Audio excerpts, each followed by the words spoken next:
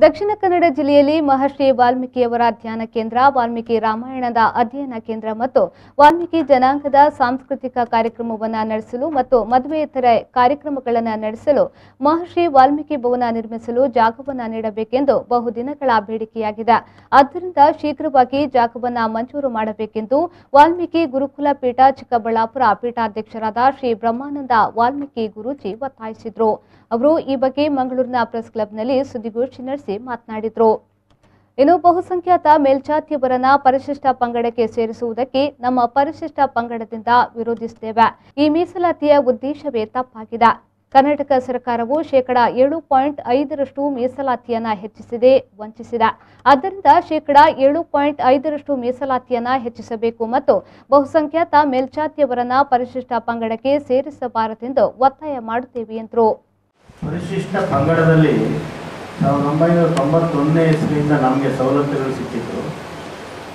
91ನೇ ಇಸ್ವಿನಲ್ಲಿ ಸೇರಿಸಿದ್ರು ಕೂಡ ಇದುವರೆಗೂ ನಮಗೆ ಪರಿಶಿಷ್ಟ ಪಂಗಡದಲ್ಲಿ ಏನೇನು ಸವಲತ್ತುಗಳಿದೆ, ರಿಸರ್ವೇಷನ್ ಅಂದರೆ ಏನು, ಯಾಕೆ ಕೊಟ್ಟಿದ್ದಾರೆ ಅಂತ ಈಗೀಗ ಅರ್ಥ ಆಗ್ತಾ ಇದೆ. ಕೆಲವರೆಲ್ಲ ಈಗೀಗ ಕ್ಯಾಸ್ಟ್ ಸರ್ಟಿಫಿಕೇಟ್ ಈಗ ಮಾಡಿಸ್ಕೊಳ್ತಾ ಇದ್ದಾರೆ. ಇಂಥ ಸಂದರ್ಭದಲ್ಲಿ ನೀವು ಅನ್ಯ ಜಾತಿಗಳನ್ನು ತಗೊಂಡು ಬಂದು ಎಷ್ಟಿಗೆ ಸೇರಿಸಿದ್ರೆ ಈಗಾಗಲೇ ಸಾಮಾಜಿಕವಾಗಿ, ಆರ್ಥಿಕವಾಗಿ ಮತ್ತು ಶೈಕ್ಷಣಿಕವಾಗಿ ಎಲ್ಲ ಒಂದು ರಂಗಗಳಲ್ಲೂ ಕೂಡ ಮುಂದುವರೆದಿದ್ದಾರೆ.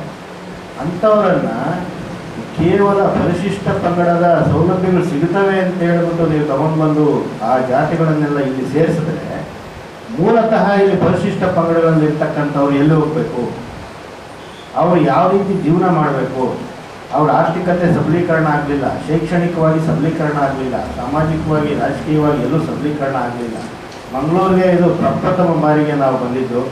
ಇಲ್ಲಿ ಬಂದು ನೋಡಿದಾಗ ಗೊತ್ತಾಯಿತು ಸಾಕಷ್ಟು ಸಮಸ್ಯೆಗಳು ಇಲ್ಲಿ ಇದೆ. ಉದಾಹರಣೆಗೆ ಮಂಗಳೂರು ಜಿಲ್ಲೆಯಾದ್ಯಂತ ಸುಮಾರು 6,000 ಜನ ನಮ್ಮ ವಾಲ್ಮೀಕಿ ಸಮುದಾಯದವರಿದ್ದಾರೆ.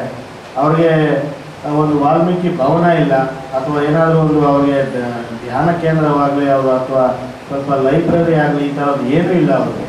ಸೊ ಇದನ್ನೆಲ್ಲ ಸರ್ಕಾರ ಅತಿ ಶೀಘ್ರದಲ್ಲಿ ಕಲ್ಪಿಸ್ಕೊಡ್ಬೇಕು. ಈ ಸಂದರ್ಭ ಸುದ್ದಿಗೋಷ್ಠಿಯಲ್ಲಿ ಮೋಹನ್ ಕಿಶೋರ್, ಯೋಗೇಶ್, ರವಿ ಚಾನಗಿರಿ, ಸಿದ್ದೇಶ್ ಟಿಎಂ, ಯೋಗರಾಜ್ ಉಪಸ್ಥಿತರಿದ್ದರು.